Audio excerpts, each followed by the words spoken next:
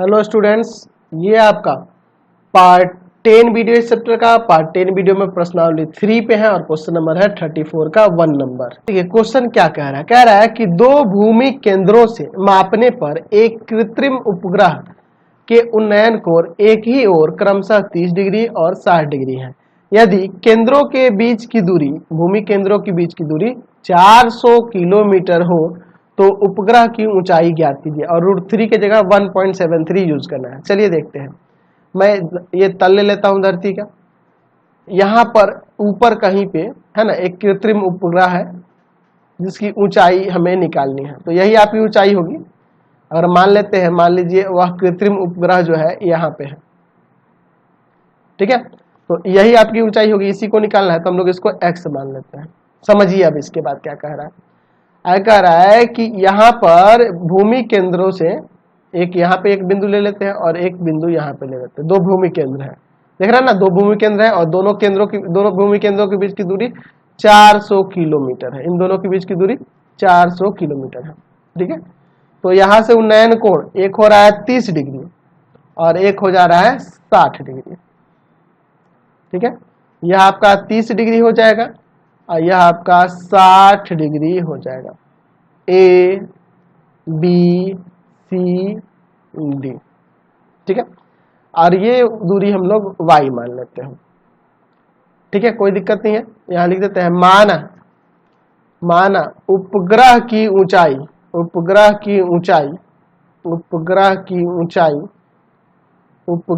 ऊंचाई बराबर में x किलोमीटर में होगा, सब किलोमीटर में है।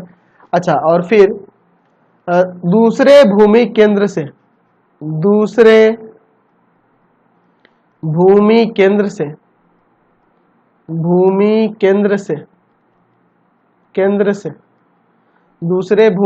से यहाँ जो B बिंदु है, क्या कह सकते हैं, बिंदु दूसरे भूमि केंद्र कहाँ से, भूमि केंद्र का नाम भी दे देते हैं। भूमि केंद्र B से बिंदु C की दूरी, ये हम लोग ऐसे मान लेते हैं अपने बनाने के लिए, y है, ये y है। चलिए अब समझिए, यहाँ में tan यूज करना होगा। tan थीटा बराबर आप जानते हैं लंब और बटा में आधार। कोई दिक्कत नहीं है यहाँ से। चलिए अब यहाँ पे मैं लगाता हूँ त्रिभुज, किसके लिए, BCD में। पहले BCD में चलता हूँ। BCD में tan 60 डिग्री है तो लंब हो जाएगा CD और आधार हो जाएगा BC। tan 60 का वैल्यू √3, CD आपका x है और यह आपका BC जो है y है। हमें y से तो कोई मतलब नहीं है, हमें x का मान निकालना है, उपग्रह की ऊंचाई निकालनी है। तो y बराबर में यहाँ से निकाल लेते हैं x बटा में √3। यह समीकरण 1 मान लेते हैं। ठीक है, अब चलते हैं दूसरे वाले त्रिभुज में ACD में, बड़े वाले में। यहाँ पे लगाते हैं हम लोग tan 30 लगाएंगे तो लंब हो जाएगा यहाँ पे CD और आधार हो जाएगा आपका AC।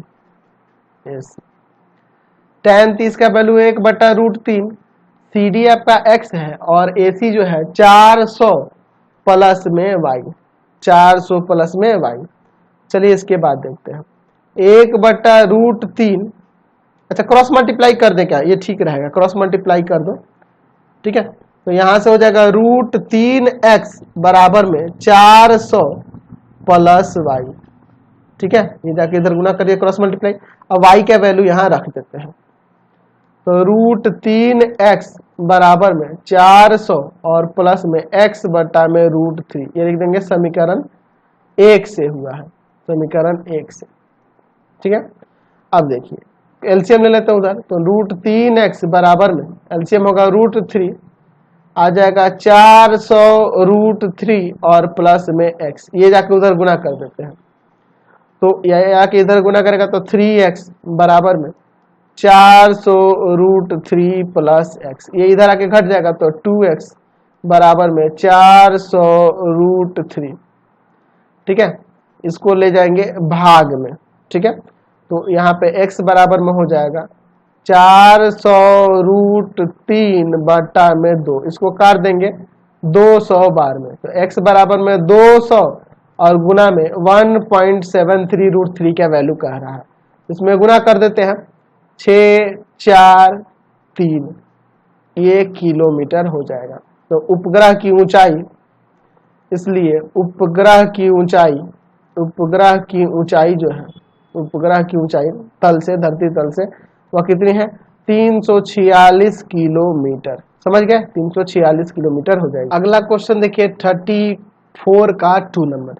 किसी नहर के एक तट पर एक टीवी टावर ऊर्ध्वाधरतः खड़ा है। समझिए, ये नहर हो गया, नहर की चौड़ाई हो गई है, ठीक है, समझ रहे हैं ना बात को। और यहाँ पे एक टीवी का टावर खड़ा है इस तरह से, ठीक है, टीवी का टावर यहाँ पे है, और यह टीवी का टावर ऊर्ध्वाधर खड़ा है, ठीक है। टावर के ठीक सामने दूसरे तट के एक बिंदु से, मान लेते हैं ये तट के दूसरे तट के एक बिंदु से टावर उधर खड़ा है, दूसरे तट पे ये बिंदु हो गया। इस बिंदु से टावर के शिखर का उन्नयन कोण 60 डिग्री है, यानी कि यहाँ से इसका उन्नयन कोण कितना है जी? 60 डिग्री है। समझिए इसको, 60 डिग्री है। आगे फिर क्या कह रहा है?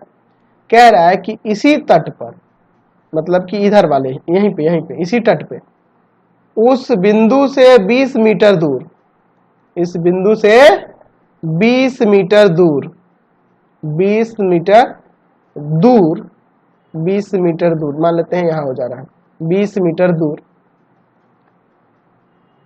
और उस बिंदु को मीनार के पाद को मिलाने वाली रेखा पर स्थित एक अन्य बिंदु से, अच्छा 20 मीटर दूर एक अन्य बिंदु हो जा रही है यहां से, समझ रहे ना बात को।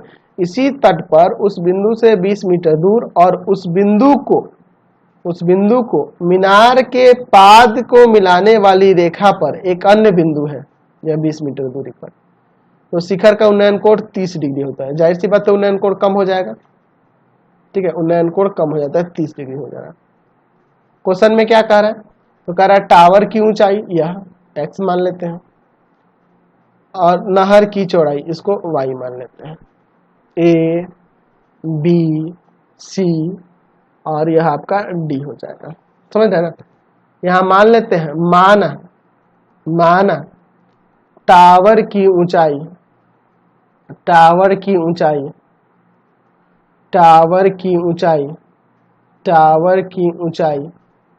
बराबर में x, ठीक है, और मीनार की ऊंचाई, नहर है ना, नहर की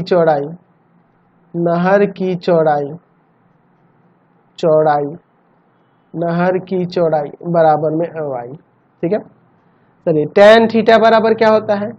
लंब और बटा में आधार। चलिए एक काम करते हैं, पहले चलते त्रिभुज BCD में, tan 60 लगा देंगे तो लंब हो जाएगा आपका DC और आधार हो जाएगा आपका BC। tan 60 का वैल्यू √3 x बटा में y, ठीक है। तो यहां से हम लोग लिख सकते हैं y बराबर में x बटा में √3, एज ए समीकरण 1 मान लेते हैं, ठीक है। चलिए कोई दिक्कत नहीं है। अब चलते हैं दूसरे वाले में, त्रिभुज ACD में, tan 30 लगेगा, tan 30 बराबर में लंब बटा आधार ना, तो CD बटा में AC। tan 30 का मान 1 बटा √3, CD का वैल्यू है x और AC का वैल्यू है 20 प्लस में y, ठीक है। यहाँ से क्रॉस मल्टीप्लाई कर देते हैं, तो √3x बराबर में 20 प्लस y का मान यहाँ रख देते हैं, √3x बराबर में 20 प्लस y की जगह आ जाएगा x प्लस √3, लिख देंगे समीकरण 1 से यह हुआ है। समझ गए ना? चलिए अब एलसीएम लेते हैं, तो यहाँ हो जाएगा √3x बराबर में, इधर √3 आ जाएगा 20 √3 और प्लस में x, ये इसमें आके गुना करेगा तो 3x बराबर में 20 √3 प्लस x इधर आके घटेगा, 2x बराबर में 20 √3, यानी x बराबर में आ जाएगा 20 √3 और बटा में 2, ये कट जाएगा 10 आ जाएगा, 10 √3 मीटर, ठीक है। तो यहाँ से आपका क्या हो जाएगा, यह मीनार टावर की ऊंचाई निकल गई। अब नहर की चौड़ाई निकालनी है, तो समीकरण 1 से, समीकरण 1 में y बराबर में था x बटा में √3, तो यहाँ से y बराबर हो जाएगा 10 √3 और बटा में √3, मैंने x का मान रख दिया। चलिए ये कट जाएगा, 10 मीटर आ जाएगा, इसलिए इसलिए टावर की ऊंचाई बराबर में हो जाएगा 10√3 मीटर, और दूसरा जो है नहर की ऊंचाई, नहर की चौड़ाई या लंबाई भी, चौड़ाई लिख देते हैं 10 मीटर। समझ गए ना, कोई दिक्कत नहीं है इसमें। क्वेश्चन नंबर 35 देखिए, कह रहा है कि किसी मीनार के आधार से गुजरने वाली सरल रेखा पर ए और बी दूरियों पर स्थित दो बिंदु P और Q से मीनार के शीर्ष के उन्नयन कोण पूरक है। चलिए अब समझ लीजिए, यह एक मीनार हो गई, मीनार के आधार से गुजरने वाली, ये आधार से गुजरने वाली एक सरल रेखा हो गई। इस पर A और B दूरियों पर दो बिंदु P और Q है। यहाँ पे मान लेते हैं P बिंदु है और यहाँ पे बिंदु Q है, यानी कि यहाँ से यहाँ तक की टोटल दूरी A है और यहाँ से यहाँ तक की टोटल दूरी B है, और इसके शिखर का जो यहाँ से उन्नयन कोण बन रहा है, शीर्ष का जो उन्नयन कोण बन रहा है वो पूरक बन रहा है। ये दोनों कोण पूरक बन रहे हैं P और Q से मिलाकर। तो एक को मैं थीटा मान लेता हूँ, तो दूसरा वाला कोण कितना हो जाएगा 90 माइनस थीटा। चलिए पी क्यू यहाँ आर देता हूँ और यहाँ एस दे देता हूँ। यहाँ मान लेते हैं, माना मीनार की ऊंचाई, हमें तो ये साबित करना है कि मीनार की ऊंचाई रूट ए बी होगी, लेकिन हम लोग मान लेते हैं, माना मीनार की ऊंचाई बराबर में एक्स मान लेते हैं, एच भी मान सकते हैं, कोई दिक्कत नहीं है। चलिए, और एंगल एस पी क्यू, माना angle S P Q theta मानते हैं, तो दूसरा एंगल जो है एस क्यू आर जो होगा वह 90 माइनस थीटा हो जाएगा। कोई दिक्कत नहीं है, 90 माइनस थीटा हो जाएगा। चलिए अब इसके बाद देखते हैं, यहाँ पर हम लोग अब लगा सकते हैं tan थीटा का फॉर्मूला। तो वो जानते हैं आप, लंब और बटा में आधार होता है। दोनों त्रिभुज में चलते हैं, त्रिभुज क्यू आर एस में, देखिए क्यू आर एस में tan 90 माइनस थीटा लगाएंगे, यहाँ कोण लेंगे तो लंब x हो जाएगा, यानी कि लंब हो जाएगा एस आर और आधार हो जाएगा क्यू आर। तो tan कॉट हो जाएगा tan 90 minus theta, cot theta बराबर x बटा में b, समीकरण 1 हो जाएगा। ठीक है, और बड़ा वाला त्रिभुज लेते हैं, त्रिभुज पी आर एस में tan थीटा बराबर में हो जाएगा एस आर बटा में पी आर। tan थीटा बराबर हो जाएगा x बटा में a, यह समीकरण 2 हुआ। समीकरण 1 में समीकरण 2 से गुणा कर देंगे, क्योंकि tan theta into cot theta 1 होता है। समीकरण 1 में समीकरण 2 से गुणा करने पर चलिए गुणा करते हैं, कॉट थीटा इंटू में tan थीटा बराबर में x बटा b और इंटू में x बटा a। इधर तो 1 हो जाएगा tan theta into cot theta, 1 बराबर में एक्स स्क्वायर बटा ए बी, यानी एक्स स्क्वायर बराबर ए बी, एक्स बराबर आ जाएगा root A B. Plus minus इसलिए नहीं लगाएंगे क्योंकि ये ऊंचाई है धनात्मक होगी। ठीक है, अतः यहाँ कह सकते हैं, क्या आया था जी, पेड़ था, टावर था, क्या था यार, मीनार थी, मीनार की ऊंचाई, अतः मीनार की ऊंचाई बराबर में हो जाएगा रूट अंडर ए बी। समझ गए। चलते हैं अब अगले क्वेश्चन पे, लास्ट क्वेश्चन है इस एक्सरसाइज का, देख लेते हैं। एक मनुष्य जो नदी के किनारे एक पहाड़ी पर खड़ा है, समझिए यहाँ पे, यह नदी हो गया, नदी के किनारे एक पहाड़ी है, पहाड़ी पे यहाँ पे कोई व्यक्ति खड़ा है, ऊपर कोई व्यक्ति यहाँ पर खड़ा है। ठीक है, यहाँ पर कोई व्यक्ति खड़ा है, ठीक है, यहाँ पे एक व्यक्ति खड़ा है।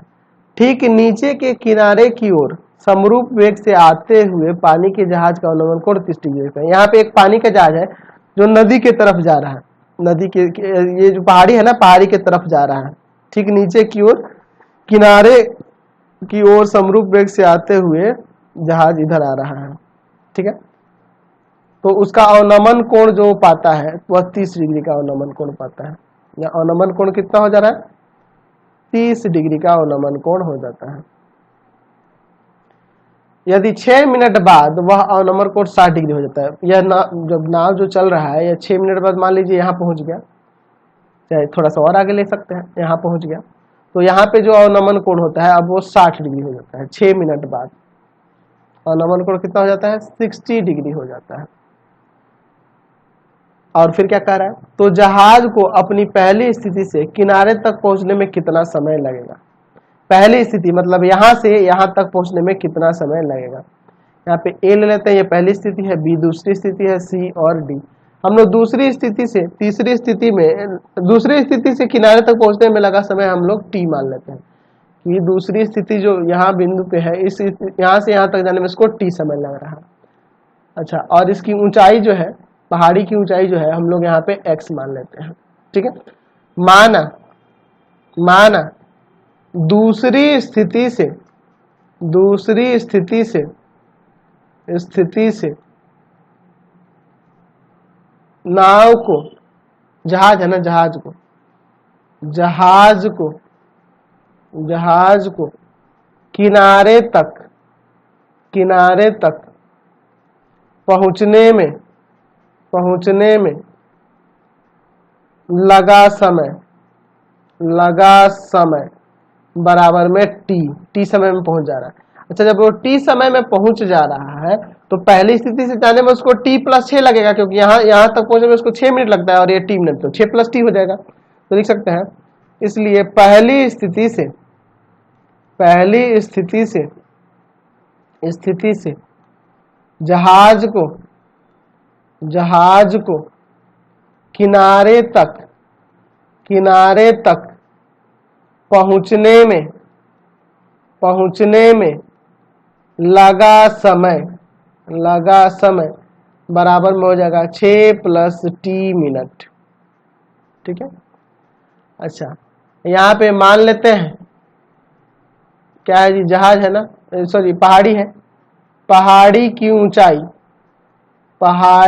ऊंचाई बराबर में x, पहाड़ी की ऊंचाई x है। अच्छा, और जो गाड़ी जो है आपकी, जहाज जो है, तथा जहाज की चाल जो है हम लोग भी मान लेते हैं। तो आप जानते हो दूरी बराबर होता है चाल गुना में समय। यहां से यहां तक जाने में इसको 6 मिनट लगता है और चाल है आपके पास भी, तो 6 भी हो जाएगा यह। ठीक है, और ये जो टी टाइम लग रहा है यहां से यहां जाने में, तो एक्चुअल में ये इसकी लंबाई ना में लिखनी होगी, तो चाल है भी, तो यहाँ पे आपका ये बीसी की लंबाई कितनी हो जाएगी, VT हो जाएगी। समझे ना, ये तो समय था, ये टी जो है आपका समय मैंने लिखा, तो इसमें भी लेना होगा, तो V इंटू टी, तभी ना ये तय की गई दूरी हो जाएगी। चाल गुना समय यानी तय की गई दूरी। समझ गए ना बात को। चलिए अब चलते हैं एक एक करके दोनों त्रिभुजों के लिए। तो पहले ये एंगल दिखा देते हैं, यहाँ ई नाम दे दीजिए। एंगल DAC बराबर में एंगल ADE। देख लो, DAC यह वाला कोण एंगल ADE के बराबर हो जाएगा, 30 डिग्री हो जाएगा। अच्छा, दूसरा एंगल DBC बराबर हो जाएगा एंगल BDE के 60 डिग्री हो जाएगा। ये दोनों क्यों हो रहा है, अल्टरनेट इंटीरियर एंगल से, एकांतर अंतः कोण से। समझ गए ना। चलिए, तो यहां से हम लोग 30 और 60 इन दोनों को दर्शा देते हैं। अब चलते हैं एक एक करके दोनों त्रिभुज में। पहले चलते हैं त्रिभुज BCD में। tan 60 लेंगे तो लंब हो जाएगा आपका CD और बटा में आधार आपका BC। √3 बराबर में CD का वैल्यू कितना है, CD का वैल्यू है आपके पास x, और BC क्या है VT। तो यहां से आपका x बराबर में आ जाएगा √3 VT। समीकरण 1 मान लेते हैं। दूसरे वाले त्रिभुज में चलते हैं, त्रिभुज ACD में। tan 30 तो लंब हो जाएगा आपका CD और आधार हो जाएगा आपका AC। tan 30 का 1/√3। अच्छा, CD कितना है, CD आपका x है, और AC कितना है, AC 6V और प्लस में VT। कोई दिक्कत नहीं है। चलिए आगे देखते हैं। 1/√3 x का मान यहाँ रख देते हैं, √3 VT, और नीचे से V कॉमन हो जाएगा, 6 प्लस T। यहाँ लिख देंगे समीकरण 1 से हुआ है, समीकरण 1 से ये हमने लिखा है। देखो यहाँ V से V कट जाएगा क्रॉस मल्टीप्लाई करते हैं तो 3t हो जाएगा, ये इसमें गुना होगा 3t बराबर में 6 प्लस t। इसको इधर लगे घटाएंगे 2t बराबर में 6, यानी यहाँ से t बराबर में 3 आ जाएगा। ये दूसरी स्थिति से उसको क्या कहते हैं, किनारे तक पहुंचने में 3 मिनट लगा और पहले 6 मिनट लगा था, तो कुल 9 मिनट हो जाएगा।